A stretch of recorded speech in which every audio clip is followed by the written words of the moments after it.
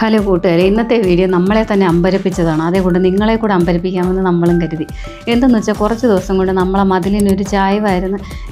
എന്തുകൊണ്ടാണ് ഈ മതിലിങ്ങനെ ചരിഞ്ഞു പോകുന്നത് ഇങ്ങനെ ഗവേഷണം നടത്തിക്കൊണ്ടിരിക്കുകയായിരുന്നു. ഒരു ദിവസം ജോലിക്ക് പോകണ്ടാത്ത ദിവസം നോക്കി എന്താ പ്രശ്നം. അപ്പോൾ അവിടെ ഒരു കപ്പയുണ്ടായിരുന്നു. കപ്പ, ചീനി എന്നൊക്കെ പല സ്ഥലങ്ങളിലും പല പേരുകളിലൊക്കെ അറിയപ്പെടും. നമ്മുടെ നാട്ടിൽ ചീനി എന്ന് പറയുന്നത്, എന്നാൽ വടക്കോട്ടൊക്കെ കൊള്ളി എന്നും പറയും.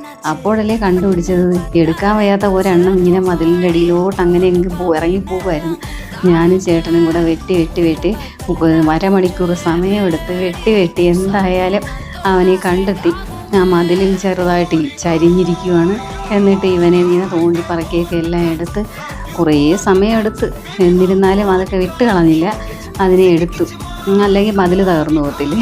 അതുകൊണ്ട് പിന്നെ അതിർത്തി പ്രശ്നം ഉണ്ടാവും. അതുകൊണ്ട് നമ്മൾ അതിനെ തോണ്ടി പറക്കിയൊക്കെ എടുത്ത് വേണ്ട എക്സ്റ്റെൻഡ് ചെയ്ത് വെച്ചതാണ്.